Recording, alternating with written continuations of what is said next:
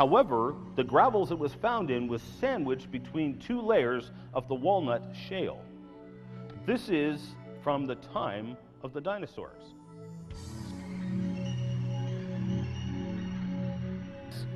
So let's take a quick look at ancient technology for a quick second. The two are kind of intimately related. Where do we see pyramids today? Where else? South America, Mexico, Peru. In fact, you find pyramids all over the world. Why would people be building pyramids all over the world?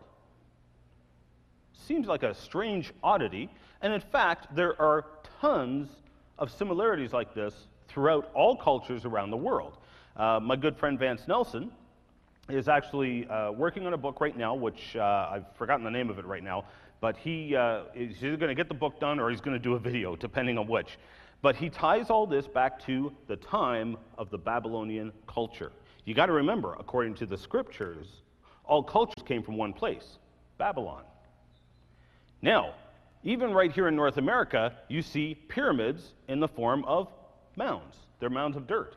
I finally got to see one. This is in Ohio, and it is exactly like a pyramid, complete with the steps up to the top, which is flat, exactly like the Mayan pyramids. Exactly. Just made out of dirt instead of rock. It's the only difference. You find pyramids all over the world. Why? Well, because the Tower of Babel wasn't a tower, it was actually a pyramid. And so all these cultures split off from a pyramid, and this is presumably what it would have looked like when it was finished. It's still around today, the remains of it. It's the temple, or the ziggurat of Ur. It's a huge monstrosity, and most of it is still around today. So you see these cultures all coming from the same culture, which all have ties. And one of the things that my friend Vance Nelson gets into is things like boomerangs. Where do you find boomerangs nowadays? Australia? And? Exactly. Nobody realizes it. Do you realize boomerangs were found right here in North America? Not just Australia, North America, South America, even in the Arctic. You find them all around the world. There's another kind of weapon called an atlatl. And again, this is another thing that Vance has done a pile of research on. Get his book when it comes out, or get his video when it comes out, depending on which he gets done first. It is fascinating stuff, and I've been sworn to secrecy. I'm not allowed to tell you any more than that. But do get the book. It's going to be fantastic stuff. He ties it all back to the time of Babylon, and everybody came from one culture. Again, it lines up with the scriptures. Now, when you take a look at some of these ancient structures, for instance, you ask the Mayans, we can't figure out how they even built those pyramids. You see, people were more intelligent in the past. And today, the central air conditioning and heating system in those Aztec and Mayan pyramids still works. They just use natural cooling. It's a nice, cool temperature inside the pyramids. Why? Because they designed it that way. They were smart people. When you ask the Mayans and Aztecs, how did you build these pyramids, because nobody knows, they tell you a very strange story. They say they actually used drums and trumpets to move the stones. Now, I don't know about you. My skeptical knee-jerk reaction is to go, oh, come on. Really, come on. Don't tell me that. But the thing that we got to remember is they obviously know something we don't. And our modern arrogance tends to get the better of us. We think we're smarter because that's what we've been taught. However, take a look at this one. These are called the Baalbek stones. There's actually 3 of them. They're called the trilithons. Each stone is in excess of 1,000 tons in weight. One single carved stone. They didn't just carve it, they moved it and built a temple on them. Here's another one, still sitting in the quarry. How on earth did they move those? Our best cranes today, we have cranes that will pick them up. But they take so much space, they can't pick them up there and move them to where they were. Our most modern advanced technology, and take a look at the cranes we got today.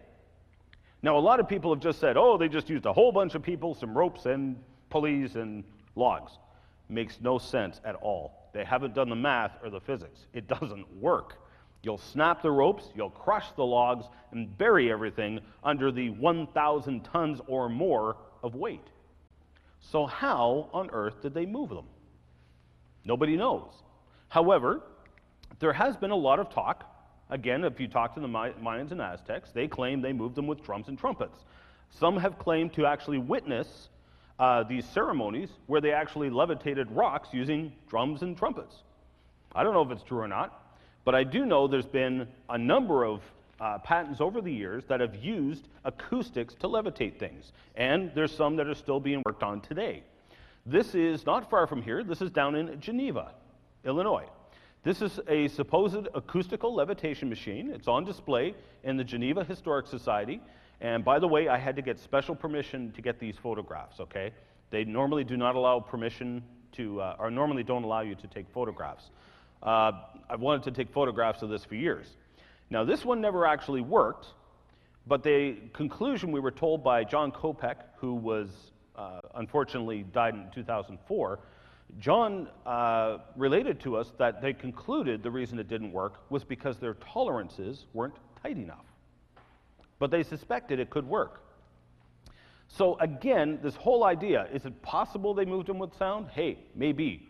All I'm saying is they were really smart people and they figured it out somehow in a way that we have not been able to figure it out. Mm-hmm. Could that explain the rock formations on Easter Island? Possibly. Yeah, because that's another mystery as well. Easter Island is another big mystery. The guy who built Coral Castle, he did it somehow. Nobody knows how. But again, he did it somehow, and he one of his comments in passing was he figured out how they built the pyramids. And that he never did tell people what he did or how he did it. Okay, now, coming back to the dinosaurs and humans thing. Again, what I'm trying to impress upon you, number one, people were very smart in the past, but they've also been around throughout all of Earth's history. That's what I've been trying to hit home here. Now, what you see here are actually pieces of soft tissue from a T-Rex bone. Now, Mary Schweitzer and her team, a number of years prior to this, had actually found what they believed were red blood cells still in a T-Rex fever. These are supposed to be 60 to 100 million years old, depending on who you ask. Every single scientific study that has been performed says that it is not possible for any soft tissue or blood vessels or blood cells to last 60 million years. They deteriorate and decay way too fast, even under the best of conditions. Even when you freeze them, they still deteriorate and decay. So, 60 million years old? Tell you what, even from a creationist perspective, as a creationist, I believe those bones are 4,500 years old. Even then, to me, it's still a stretch to believe that these tissues could still be soft after 4,500 years. And when I say soft, I mean soft. See that little stretchy part right there? They actually stretch that, and when you let it go, it actually pulls back into its original position. That's how fresh these things are. 60 million years old? I don't think so. Highly unlikely. Now, this is an interesting find. Unfortunately, a lot of creationists have bought into the flagrant lies, I will call it what it is, that several anti-creationists have propagated. This is the Joyeux Maru cryptid. A Japanese fishing trawler, the Joyeux Maru, was fishing off the coast of New Zealand. It was dredging off the bottom of the ocean. In their nets, they caught this huge dead creature that for the world sure looks like a plesiosaur. Now, plesiosaurs have different shapes. You can see how long the neck is on this one and how short it is on this one, how long the body is, etc. But plesiosaurs have a long neck, small head, 4 large flippers, and a tail. Those are the key identifying features of a plesiosaur. Again, supposed to have been extinct some 60 million years ago, 100 million years ago, the time of the dinosaurs, basically. There's another view of the same creature, and there's the back view. And these are all, by the way, available on the website, getit.org, as well as an excellent article I'm going to refer you to in a second. So the gentleman who took these pictures was actually a qualified marine biologist. He couldn't identify it. And it caused a storm back in Japan. Now, unfortunately, what they did, because they're thousands of miles from home, They've got their life's catch. This is their livelihood. They didn't want to contaminate their catch, so they threw it back. Fortunately, Yano took pictures and documented it in drawings as well before they threw it back. Now, several key points here, and the article I want to point you to is by Malcolm Bowden. Did an excellent research report on this, and rather than reinvent the wheel, I will simply point you to his article and give you some of the highlights. Number one, okay, many anti-creationists, and unfortunately many creationists, have claimed it was a basking shark, a decaying basking shark. Hogwash. It cannot be a basking shark. There are a number of reasons why. The flippers are narrow at the body, not wide like a shark. You've seen the flippers on fish? Same principle. They're narrow at the tips and they get wide at the body. The flippers on this creature were radically different. They were narrow at the body, flared out, and got narrow at the tips, exactly like a plesiosaur, and not like a basking shark. There was all four flippers. There was four flippers. That, first of all, is a surprise. All four flippers were the same size, roughly. Again, indicative of a plesiosaur, not a shark, which has larger flippers on the front, smaller fins on the back. Basking sharks do not have red flesh. If you noted carefully in the pictures, actually, you know what? I'm going to back up a hair so you can see it for yourself.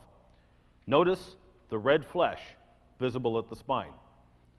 All this other white stuff is decaying fat. I'm going to come back to that as well. Deteriorating fat. So basking sharks do not have red flesh. That rules out the basking shark. Now, unfortunately, you got to watch out for this. Some evolutionists, in arguing for the basking shark, watch carefully what happens. One of them said, yeah, but this other kind of shark, its flesh is as red as a tuna. If you open it up, that's true, but that wasn't a basking shark. So if you see what happened here, they did a bait and switch. They were talking about the basking shark, arguing for a basking shark, then suddenly referred to a shark that was not the basking shark, and said, but it's red. Basking sharks have no red flesh. You can't argue two different sharks at the same time. It is not a basking shark. Basking sharks do not have fat. As Yano pointed out, this was decaying fatty flesh. There was the absence of pneumonia. When sharks decay, they give off ammonia. It's a very distinct smell. You can't miss it. And these are marine biologists. These are fishermen. They know what they're talking about, and they know what they're doing. It's not like they're amateurs. There was no dorsal fin. In other words, the fin going down the spine, it was gone. Completely absent. Some have argued that the dorsal fin had flopped down the side and that looked like a flipper. Well, if you paid close attention to the photographs, you'll notice I showed you both sides. Both sides apparently had a flopped over dorsal fin then. Makes no sense. There was no dorsal fin, again, ruling out the idea of a basking shark. Lastly, when basking sharks die, they float. They are scavenged.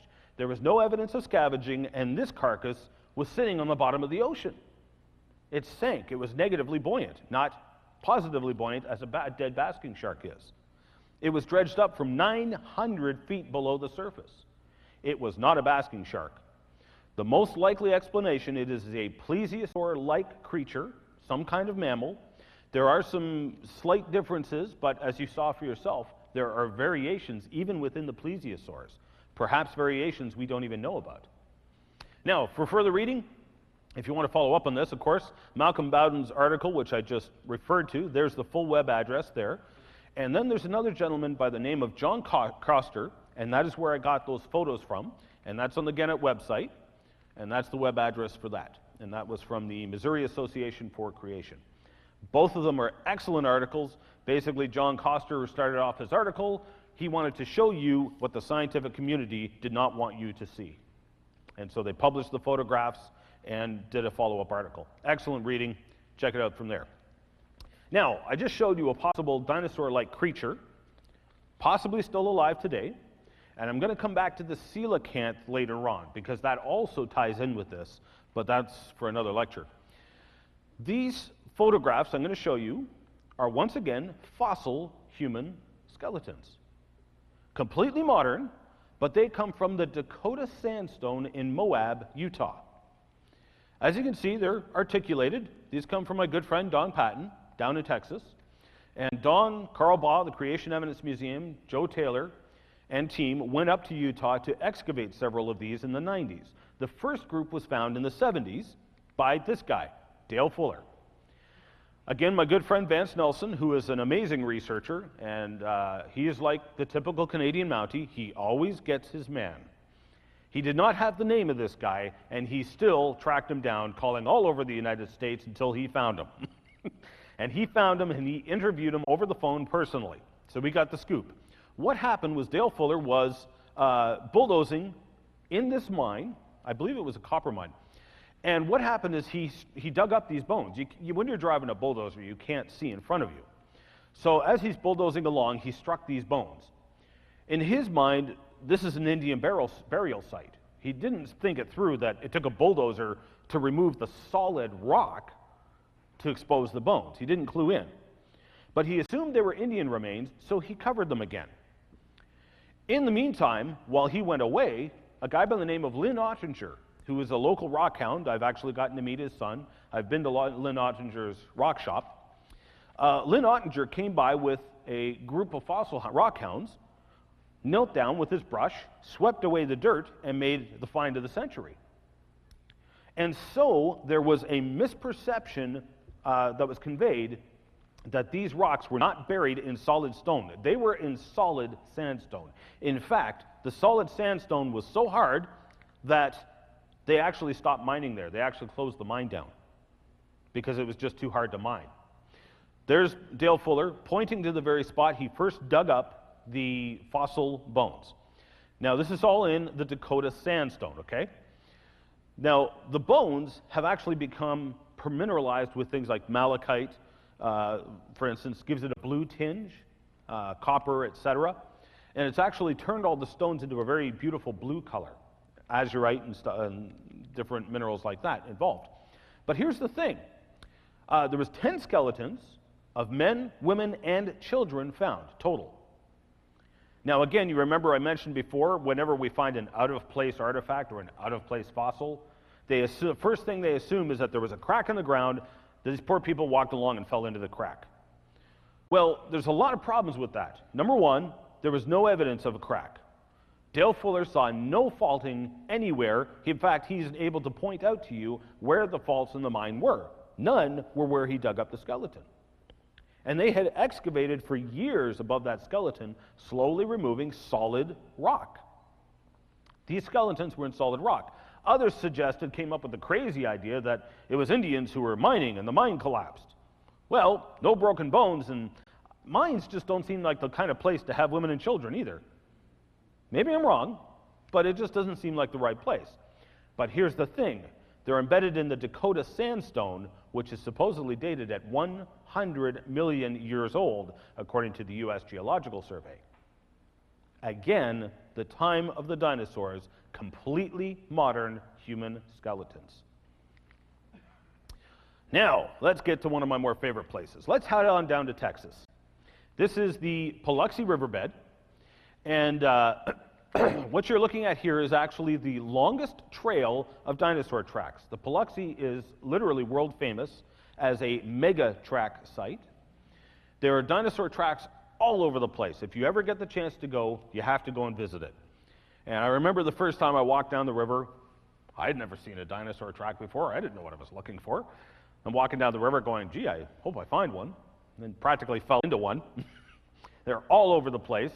And some of them are huge. You can take a bath in them. This particular trail is 157 tracks long, extending over 500 feet.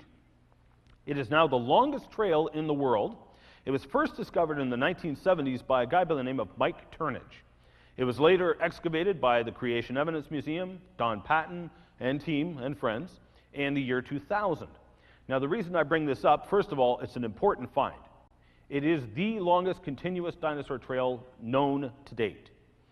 However, a number of individuals, evolutionary individuals who are not very fond of the creationists, have since laid claim basically to the trail and have named it after themselves instead of the Turnage-Patton Trail.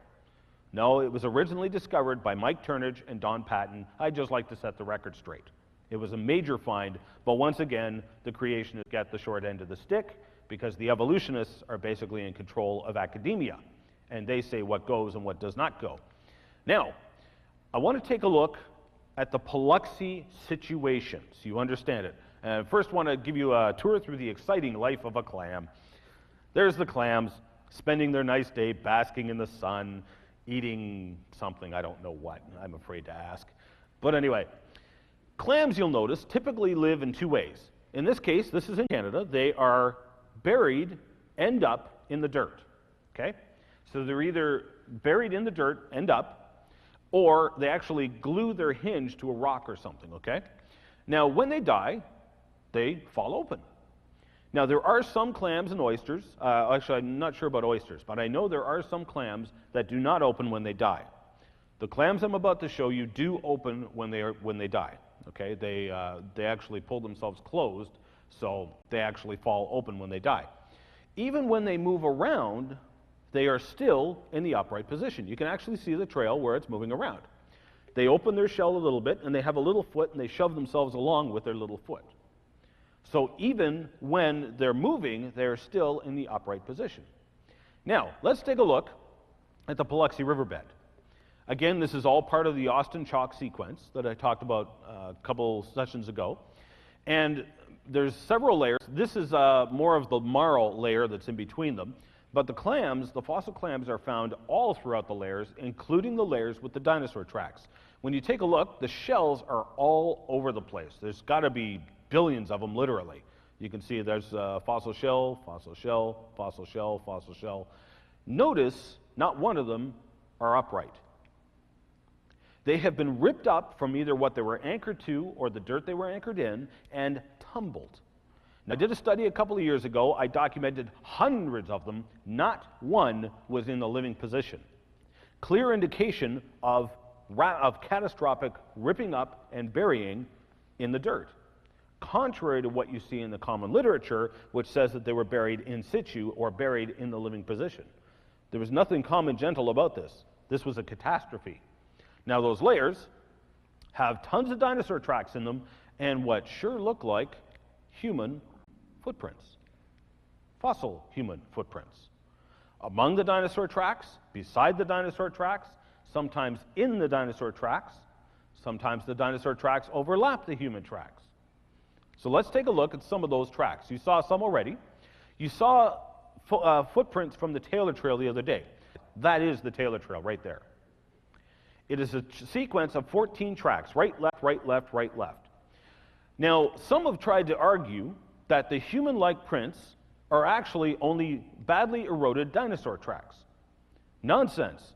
First of all, when you take a look at the trail, the human footprint impression, while it does step in the dinosaur tracks, moves around and changes position within the dinosaur tracks, even eventually leaving the dinosaur trail and joining another trail going in the opposite direction. These are clearly what has gone on here. The dinosaur walked in the mud, and then shortly thereafter, a human walked in the footprints of the dinosaur. Why would a human do that? Have you ever tried to walk through deep snow or walk in mud? If you follow the footprints of another person, it's easier going, isn't it? Even dogs will do that. So it makes sense, it lines up with the human psyche that these would be human footprints. It's easier walking in the mud. It's that simple. Easier walking. So this rules out the idea that it is eroded dinosaur tracks. I'm going to give you other reasons for that. There's one of the tracks there. Again, fairly clear. You can actually see some of the toe impressions. This is the +5. This is one of the more vague tracks. This one comes from the upper Taylor platform. All 5 toes are there in the impression. However, pay close attention. Again, this is not some strangely eroded dinosaur track. The dinosaur track, clear as day, there it is. The dinosaur track is raised. In other words, differential erosion has eroded away some of the rock, but left the rock inside the dinosaur track. But the human footprint that's in it is actually depressed into the rock. They're clearly not the same track. A human stepped on a dinosaur track. Now, I showed this one the other day. I'm going to go over it again real quick. And I'll bring it over to the camera again so the camera can get a good look. This is the Taylor -3B track. Let me grab my remote control. because I'm going to show you what happened next. This is one of the tracks in the Taylor Trail sequence. You can see the dinosaur track, clear as day, there it is. Again, I've painted this false color for the sake of cameras and audiences, but within that, you can see where the human footprint went in, left toe impressions and a heel impression, slid back, and when it lifted, it left an impression of all 5 toes, the ball, the arch, and the heel. The whole track is there. Clear as day, that is a genuine fossil human footprint. Some have said and thrown out the ridiculous ad hoc argument that these tracks were carved to be human-like. Tracks like this one were actually excavated under 10 to 18 inches of undisturbed limestone in the presence of multiple witnesses. These are not carvings. That is an ad hoc argument that does not stack up to the evidence, and people who say things like that need to spend more time in the Biloxi instead of sitting behind their desks and arguing. But anyway, here's what happened. The day after Don Patton went public with this track, they showed photographs of it. He said, "This is clear evidence that dinosaurs and humans lived together." The day after, somebody went into the Biloxi riverbed and smashed the track to smithereens. In fact, there were a number of the human fossil footprints that were smashed to smithereens, but only the human fossil footprints. Somebody does not want you knowing the truth. Bottom line.